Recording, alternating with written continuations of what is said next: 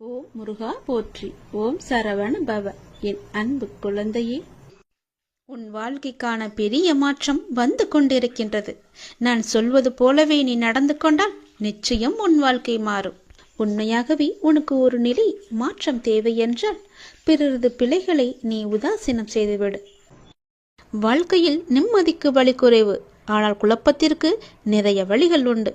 குழப்பம் தரக்கூடியதை செய்யாமல் இருந்தாலே வாழ்வில் நிம்மதியாக இருக்கலாம். உப்பாக இருந்தாலும் சரி, நல்ல உறவாக இருந்தாலும் சரி, அளவோடு இருந்தால் வாழும் காலம் வரை வாழ்க்கை நமக்கு சொர்க்கமாக மாறிவிடும். அளவுக்கு மிஞ்சினால் அமிர்தம் கூட நஞ்சாகிவிடும். எதையும் அளவோடு செய்ய வேண்டும். எதற்குமே ஒரு கட்டுப்பாடு வேண்டும். வீடு, குடும்பம் தான் ஒருவரின் முதல் உலகம். அங்கு மகிழ்ச்சியா இல்லாமல் மற்ற இடங்களில் மகிழ்ச்சி கிடைக்கும் என்றால் அடுத்தவரை பண்படுத்துவதாக இருக்க வேண்டும். எதற்கெடுத்தாலும் எரிச்சலடைந்தால் கருத்து பரிமாற்றம் என்பது மிகவும் கஷ்டமாகிவிடும். நீ செய்ததுதான் தவறு என்று வாதிடாமல் நிறை குறைகளை எடுத்துச் சொல்லி புரிய வைத்தால் இல்லறம் கூட நல்லறமாக தித்திக்கும். பிறரை பற்றி உன்னிடம் குறை கூறுபவரிடம் நீ எச்சரிக்கையாக இரு. உங்களை பற்றி பிறரிடம் குறை கூறுவார் என்பதை நினைவில் கொள். வயதாகிவிட்டது என்று வருத்தப்பட வேண்டாம். வயதான காலத்தில் மனதிற்கு ஏற்றவாறு நீ வாழ பழகினால் அந்த இல்லறமும் நல்லறமாக தித்திக்கும். ஏமாற்றங்களை சந்திப்பது பிறகு ஏமாற்றத்தை தவிர்க்க பழகுவதற்கும் துணையாக இருக்கும். என் வார்த்தை உனக்கு புரியும் என்று நினைக்கிறேன். என் வார்த்தை மீது நம்பிக்கை வைத்து செயல்படு. உனக்கானது நிச்சயம் உனக்கு கிடைக்கும். நான் உங்கள் அனைவருக்கும் ஒன்றை குறிப்பிட்டே ஆக வேண்டும். அது என்னவென்றால், நம்பிக்கை மற்றும் பொறுமை என்கின்ற நான் கூறிய தாரக மந்திரத்தை நீங்கள் கடைபிடித்தாலும் ஒருவித அயற்சியோடும் மனக்கவலையோடும் நீங்கள் வாழும் வாழ்வில் உயிர்ப்பிப்பும் உத்வேகமும் இல்லாமல் ஏதோ ஒன்று கடனே என்று கடமையாற்றி கொண்டிருக்கிறீர்கள். வாழ்வை ரசித்து ஒன்றி வாழாமல் காட்சி பொருளாக்கி வாழ்ந்தால் நீங்கள் மிக பெரிய பலனை அனுபவிக்க முடியாது. வாழ்க்கையில் எது நடந்தாலும் இறை மற்றும் குருவின் பாதத்தில் வைத்துவிட்டு உங்கள் கடமைகளை சரியாக செய்தால் உங்களுக்கு கிடைக்கக்கூடிய அனைத்தும் தங்கு தடையின்றி உங்களிடம் வந்து சேரும். ஆகையால் இறை சக்தியும் குருமார்களையும் ஆத்மார்த்தமாக வணங்கி எதிர்பார்ப்பில்லாமல் தொழுதால் அனைத்தும் உங்கள் வசமாகும். அனைத்து கவலைகளையும் மறந்து என்னிடம் வந்து உட்கார்ந்து என்னையே நீ தியானித்துக் கொண்டிரு. என் மீதே உன் மனதை முழுமையாக நடக்கப் போவதை ஒரு மித்த மனதுடன் அமைதியாய் பார்த்திரு. வானமே உங்கள் மீது இடிந்து விழுந்தாலும் நீ எதற்கும் அஞ்சக்கூடாது. உங்களை காப்பாற்ற நான் இருக்கும்போது ஏன் இந்த வீண் கவலை? கலங்குவதால் நீ என்னிடமிருந்து தூரமாக போகிறாய் என்பதை நீ உணர்ந்து கொள்ள வேண்டும். எனவே என் மீது பூரண நம்பிக்கை கொண்டு செயல்படு. வைராக்கியத்தை வளர்த்துக்கொள். இந்த வைராக்கியம் என்ற தன்மையை பெற நம்பிக்கை, நேர்மை, பொறுமை, சகிப்புத்தன்மை ஆகியவற்றை நீ வளர்த்து கொள்ள வேண்டும். இவற்றை எல்லாம் கடைபிடித்து என்னிடம் முழுமையாக உங்களை ஒப்படைத்தால் யான் என்றென்றும் உங்களுடைய சேவனாக இருக்கவே நான் விரும்புவேன். நானே உங்கள் அடிமையாக இருப்பேன். விரைவில் நீ வேண்டியதை என் கையிலிருந்தே பெறப்போகிறாய். நீ இருந்தது எதுவாயினும் அதை உனக்கு கிடைக்கச் செய்வேன். உனது கண்ணீரை நான் ஆனந்த கண்ணீராக மாற்றுவேன். நிச்சயம் என்னுடைய வார்த்தை உன் செவி வந்து சேரும் நேரம் உனக்கானது உன்னிடத்தில் கிடைக்க எல்லா வேளையும் நான் செய்து கொண்டிருப்பேன். நிச்சயம் அதற்காக நீ காத்திரு. நீ கேட்டதுபடியே கிடைக்கும் என் தங்கமி. என் மீது முழுமையான நம்பிக்கை வை. உனக்கானது உன்னிடத்தில் விரைவில் கிடைக்க இப்பொழுதே இந்த நொடியே அதற்கான வேலையை நான் ஆரம்பித்து விட்டேன். எல்லாமே உனக்கு நல்லதாகவே நடக்கும். எல்லாம் உனக்கு இனி நல்லதே நடக்கும். என்னை பணிந்து வணங்கும் உனக்குள்ளே நம்பிக்கையாய் நான் இருக்கிறேன். எது செய்தாலும் நீ துணிந்து செய். இறைவன் நம் வாழ்வில் காரணமின்றி எந்த மாற்றத்தையும் நிகழ்த்துவதில்லை. காரணத்தை புரிந்து கொள்ளும் திறன் மனிதர்களுக்கு கிடையாது, அவ்வளவுதான். நிகழ்த்துபவனை முழுமையாக உணர்ந்தவர்களுக்கு நிகழும் அனைத்தும் நல்லதாகவே தெரியும். எல்லாமே நன்மைக்கே என்று புரியும். இல்லவே இல்லை என மறுக்கக்கூடும் இதனை இருந்தும் நம்புதற்கரிய உண்மை, இதுவரையிலான உங்களின் வழியும் இப்போதைய உங்களின் வலிமையும் நாளைய உங்களுக்கான வழியும் உங்களுடைய எண்ணங்களின் தொகுப்புதான். நினைவில் கொன்றி மாற்றி அமையுங்கள். உங்களின் வழிகளையும் வாழ்க்கையும் உனக்கு துணையாக நான் இருக்கிறேன். நாடி வந்தவரையும் நமச்சிவாயம் பாடியவரையும் மனம் வாடியவரை கணப்பொழுதும் வேடிக்கை பார்த்து ஓடி வந்து உதவும் உமையவனே நின்றால் போற்றி என்று இறைவனை போற்றி பாடுங்கள். எத்தனை பேர் கூடி உனக்கு வழியை அடைத்தாலும் அத்தனை பேரும் வியக்கும்படியாக நான் உனக்கு பல வழிகளை திறந்து காமிக்கின்றேன். எல்லா கதவுகளையும் திறந்து வைக்கின்றேன். மூடிய கதவுகள் எல்லாம் இனி உனக்கு திறக்கப் போகிறது. என்னை செதுக்க என் அப்பன் இருக்கிறான். எந்த சிக்கலும் என்னை சிதைக்கப் போவது இல்லை என்ற கர்வத்தோடு நீ இரு. உனக்கு இழைக்கப்பட்ட அநீதியை கண்டு நீ மனமுடைந்து உட்காரக்கூடாது. அதை என்னிடம் விட்டுவிடு. அதை நான் பார்த்து கொள்கிறேன். நீ கவலை இல்லாமல் சந்தோஷமாக இரு. அதுவே என்னுடைய விருப்பம். ஒவ்வொரு சோதனையிலும் ஒன்றை நான் புரிய வைத்துக் கொண்டிருக்கிறேன் உனக்கு. எத்தனை சோதனைகளை நீ கடந்து வந்திருக்கிறாய். அத்தனை சோதனையிலும் நீ ஒரு அனுபவத்தை கற்றுக்கொண்டிருக்கிறாய். அதை நீ மறந்து விடாதே. எல்லாவற்றிற்கும் நன்றி கடவுளே என்று சொல்ல நீ பழகிக்கொள். நீ என்னை நம்பி வந்து விட்டாய். உன்னை காக்க வேண்டியது என்னுடைய கடமை. நீ கலங்காமல் உன் கடமைகளை செய்து கொண்டேரு. இனி எல்லாமே உனக்கு நல்லதாகவே நடக்கும். அமைதியாக செல்லும் நதியைப் போல நல்லதையே நினைத்து நல்லதையே செய். தீயவை யாவும் குப்பைகள் போல தானாகவே ஓரத்தில் ஒதுங்கிவிடும். வேறு ஒன்றும் என்று எனக்கு வேண்டாம் குருநாதா. இந்த அரவணைப்பு ஒன்றே போதும் என்று என்னிடம் நீ வந்து விட்டாய். அப்படி இருக்கும்போது உன் நம்பிக்கையை நான் சீர்குலைக்க மாட்டேன். உனக்கு நல்லது நடந்தால் அது எனக்கு சந்தோஷம்தானே. உனக்கு சந்தோஷத்தை கொடுக்குமென்றால் அதுவும் எனக்கு சந்தோஷம்தானே. இதையே நீ மற்றவர்களுக்கு நல்லதாய் நினைத்துப்பார். உன் வாழ்க்கையை அழகாக மாறிவிடும். உன் வாழ்க்கையை நினைத்தது போல மாறிவிடும். உன் வாழ்க்கை நிறைவடைந்துவிடும். உன்னுடன் நான் எப்போதுமே இருந்து கொண்டிருக்கிறேன். உன் வாழ்க்கையில் நான் உன் அன்புக்கு தகுதியானவர்களை நிச்சயமாகவே அனுப்புவேன். அதுவரை நீ பொறுமை காத்து இரு. உனக்கென்று படைக்கப்பட்ட ஒன்று உன்னை வந்து சேரும் நாள் வெகு தூரம் கிடையாது. எல்லாம் கூடிய விரைவில் உன்னிடம் வந்து சேரும். அனி ஆனந்த கண்ணீராக மட்டுமே உன்னுடைய கண்ணீரை நான் பார்க்க வேண்டும். பொறுமையும் நம்பிக்கையும் வீண் போகாது. நீ என் மேல் வைத்திருந்த நம்பிக்கையை நான் வீணடிக்க மாட்டேன். உன்னுடன் நான் எப்போதுமே இருப்பேன். அப்பாவின் சோதனை தன்னிடம் மிக நெருக்கமாக இருப்பவர்களிடம் அவர்களால் தாங்க முடியாத அளவு இருக்கும். இனி அவரை நம்ப வேண்டாம் என்ற நிலை வரை கொண்டு வந்துவிடும். அதையும் கடந்து அப்பாவின் கால்களை விடாமல் இறுக பற்றி கொண்டு இருப்பவர்கள் மட்டுமே அவரிடம் உன்னத நிலையை அடைய முடியும். அவரின் லீலைகளை பெற முடியும். நீயும் என் மீது முழுமையான நம்பிக்கை வைத்திருக்கிறாய். உன்னை நான் விட மாட்டேன். உன்னிடம் ஒன்று சொல்லியே ஆக வேண்டும். உங்களை பற்றி அவதூறாகவோ மிக மட்டமாகவோ யார் பேசினாலும் அதை நீ காதில் வாங்கிக் கொள்ளாதே. அதை கண்டு கொள்ளாமல் அப்படியே விட்டுவிடு. ஒருவரிடம் நாம் ஒன்று எதிர்பார்த்து அது கிடைக்கவில்லை என்றால் அவர் மீது நமக்கு கோபம்தான் வரும். நமக்கு வருவது இயற்கைதானே. எனவே யாரிடமும் எதையுமே நீ எதிர்பார்க்காதே.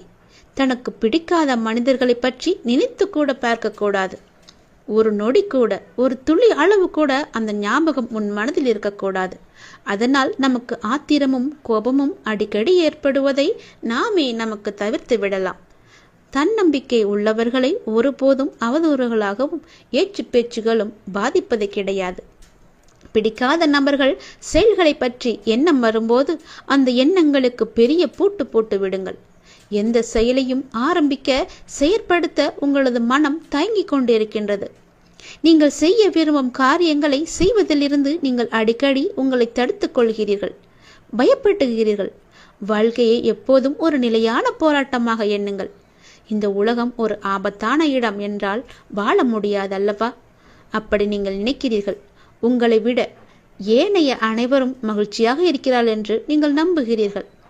நீங்கள் சந்திக்கும் பெரும்பாலான நபர்களை பற்றி மோசமாக எண்ணுகிறீர்கள். நீங்கள் ஒரு அவநம்பிக்கையாளர் என்று மற்றவர்களால் சொல்லப்படுகிறீர்கள். உங்கள் சக பணியாளர்கள், குடும்ப உறுப்பினர்களுடன் உங்களுக்கு ஒத்துப்போக முடியாமல் உள்ளது. உங்கள் வெற்றிகளை ஏதாவது ஒரு காரணம் கொண்டு தோல்வியாக சித்தரிக்க நீங்கள் முயல்கிறீர்கள். நீங்கள் எப்போதும் மற்றவர்களிடமிருந்து தனித்திருக்க விரும்புகிறீர்கள். மன அழுத்தம், கவலை, ஏதோ ஒரு நோய் உங்களிடம் உள்ளதென நீங்கள் தொடர்ந்து உணர்ந்து கொண்டிருக்கிறீர்கள். இப்படியான அறிகுறிகள் கருத்துக்கள் எல்லாம் ஆராய்ச்சியின் முடிவுகள்தான். ஆனால் ஒரு சில அறிகுறிகளை வைத்து நாமெல்லாம் எதிர்மறையான சிந்தனையாளர்கள் என்ற முடிவுக்கெல்லாம் நம்மால் வந்துவிட முடியாது, வந்துவிடவும் கூடாது. நாம் எப்போதும் நம்மை பற்றிய உயர்வான நல்ல சிந்தனைகளோடு மட்டுமே நம் வாழ்க்கையை கடத்த வேண்டும். ஒவ்வொரு நொடியும் எதிர்மறை நமக்குள்ளே எப்பொழுது வந்து நுழையலாம் என்ற ஆர்வத்தோடு காத்து கொண்டிருக்கிறது. அதற்கு நம்மை நாமே ஒரு வழியை ஏற்படுத்திவிடக்கூடாது. அந்த வழியை நாம் அடைக்க வேண்டுமென்றால் நேர்மையை மட்டும், நேர்மறையான சிந்தனையை மட்டும் உன் மனதுக்குள்ளே நீ கொண்டு வர வேண்டும். அப்படி இருந்தால் மட்டுமே அந்த எதிர்மறையை உன்னால் அடித்து துவம்சம் செய்ய முடியும். எதிர்மறை என்ற மாயை உனக்குள்ளே சூழ்ந்து விட்டால் போதும், உன் வாழ்க்கையே இருண்டுவிடும். வேண்டாம் தங்கமே, உன் வாழ்க்கையை நீயே மாற்றிக்கொள். உன் மனதில் உள்ள எதிர்மறை எண்ணங்களை எல்லாம் தூக்கி எறிந்துவிடு. உனக்கு முடியும், உன்னால் முடியும். என்னை தவிர என்னை காப்பாற்ற யாரால் முடியும்? நான் வெற்றி பெறுவேன், நிச்சயமாகவே வெற்றி பெறுவேன். எனக்கு எல்லாமே கிடைக்கும் என்ற நம்பிக்கையோடு ஒவ்வொரு நாளையும் ஒவ்வொரு நொடியையும் நீ செயல்பட்டு பார். நேர்மறையாக நீ செயல்பட்டு பார். நேர்மறை எண்ணத்தோடு செயல்பட்டு பார். எதிர்மறை உனக்குள்ளே வரவே வராது. அந்த எதிர்மறை என்ற மாயையை அடித்து ஒழிக்க நீயே புறப்படு. நிச்சயம் உன் வாழ்வு நல்லதாகவே இருக்கும். எது நடந்தாலும் எனக்கு தெரியும், எது நடந்தாலும் என் கடவுளுக்கு தெரியும். எல்லாமே அவருடைய விருப்பம் போலதான் நடந்து கொண்டிருக்கிறது. நான் கடவுளை முழுமையாக நம்புகிறேன். அவரால் முடியாத காரியமென்று எதுவுமே கிடையாது என்ற நம்பிக்கையோடு ஒவ்வொரு நாளையும் நீ தொடங்கு. நிச்சயம் உன் வாழ்வில் தீபத்தை நான் ஏற்றுவேன். உன் வாழ்க்கை ஒளிமயமாகவே மாறும். நம் வாழ்க்கை இப்படியே தடுமாறிக்கொண்டே போய்விடுமோ என்ற எதிர்மறை உனக்குள்ளே தோன்றிவிட்டால் போதும். உன் எதிர்மறை உனக்குள்ளே வந்து நேர்மறை உன்னை விட்டு வெளியே போய்விடும். அதனால் தான் சொல்கிறேன், எதிர்மறையை நீ அடித்து ஒழித்துவிட்டு நேர்மறையை மட்டும் கொண்டு வா. நீ பல நாட்களாக, பல வருடங்களாக என்னிடம் வேண்டி தவித்த ஒன்று இப்போது உனக்கு நடக்கப் போகிறது. ஆரம்பம் என்று ஒன்று இருந்தால் முடிவு என்று ஒன்று இருக்கத்தானே செய்யும். நிச்சயம் முடிவு உண்டு. நீ ஏன் இதுதான் உன்னுடைய முடிவு என்று நினைக்கின்றாய்?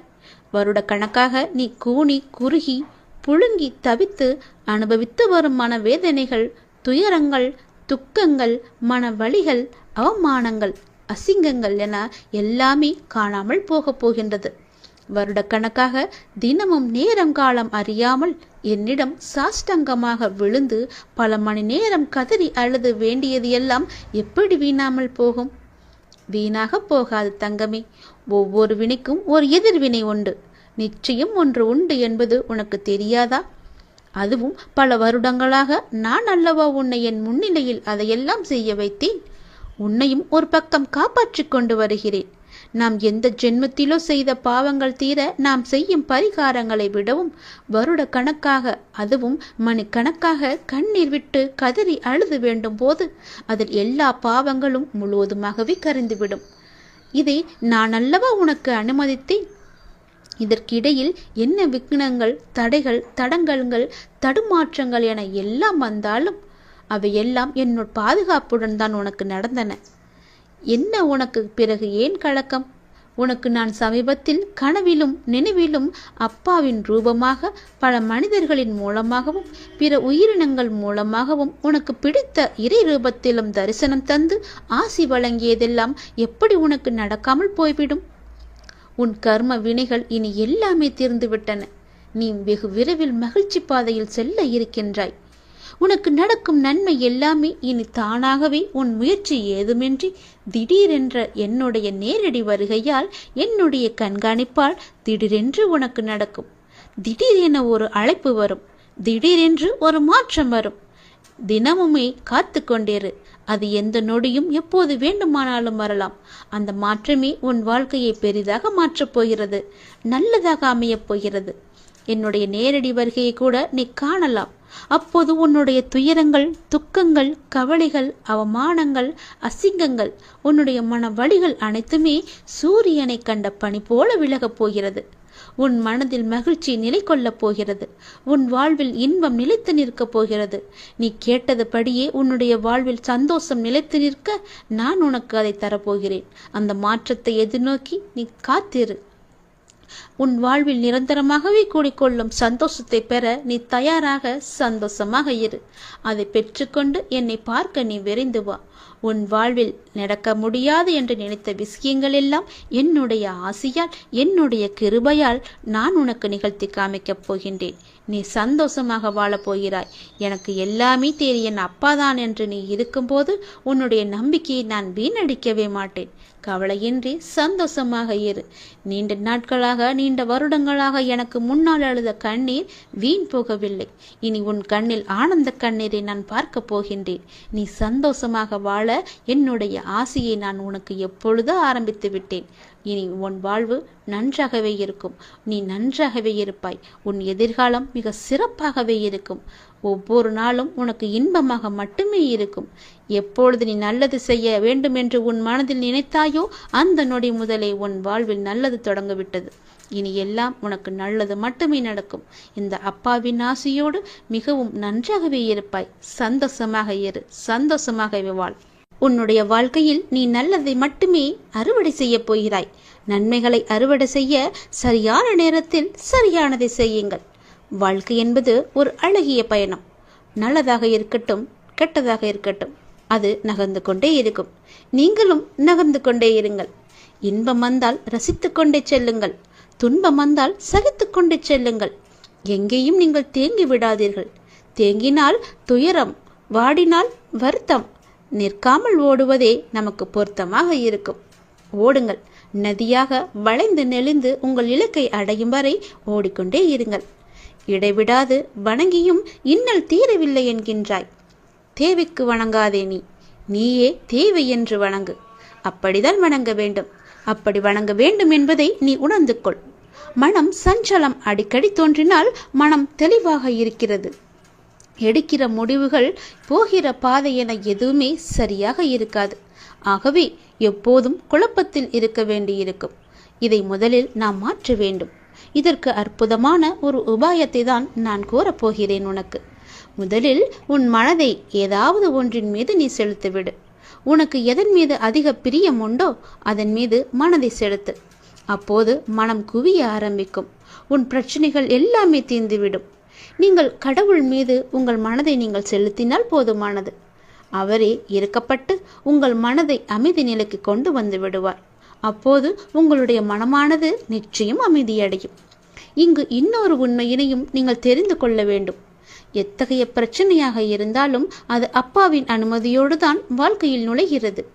என்ன நடந்தாலும் சரி, பாரம் சுமப்பவர் அவர் என்பதை நாம் புரிந்து கொள்ள வேண்டும்.